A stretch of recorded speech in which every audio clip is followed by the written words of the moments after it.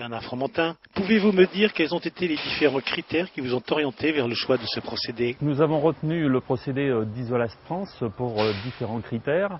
Premier critère, à savoir le thermique, étant donné que nous pallions à tous les ponts thermiques par ce procédé.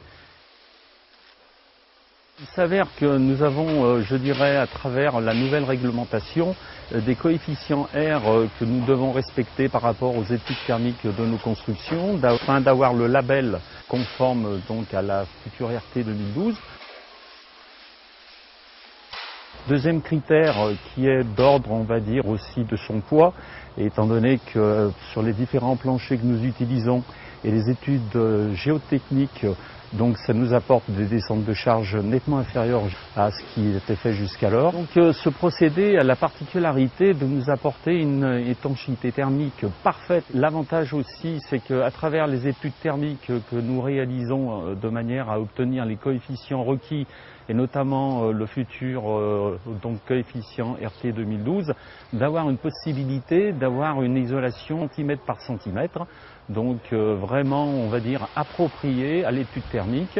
Et puis, c'est aussi, comme on disait auparavant, une intervention très rapide et qui nous laisse un chantier très propre, un chantier donc exemplaire.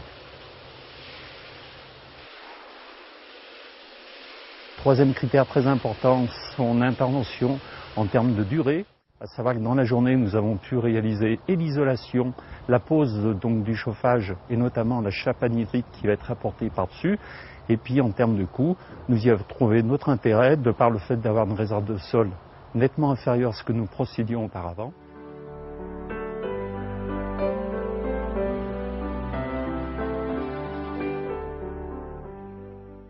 Au niveau du coût, il est très compétitif, notamment dans le délai du chantier, parce que nous avons évité des chapes et des interventions, on va dire, qui prenaient du temps, notamment des séchages assez importants, alors que là, dans l'intervention, comme on a pu en juger, dans la journée, cette intervention est donc réalisée, et de par un séchage très très rapide, on va dire, le corps d'état du chauffagiste peut s'appliquer dans la même journée et nous réduire ce qu'on appelle une coordination qui peut des fois coûter cher à l'entreprise de par, on va dire, le délai du chantier. J'ai demandé à mon constructeur de me trouver une des meilleures solutions pour éviter ce problème de pont thermique. Ce constructeur m'a proposé cette nouvelle solution, en fait apparemment une mousse de polyuréthane qui définitivement élimine le pont thermique. Ensuite on pose simplement un plancher chauffant puis une chape de béton et je dirais entre guillemets le tour est joué. Voilà, il me semble que cette solution est certainement à ce jour une des plus pertinentes.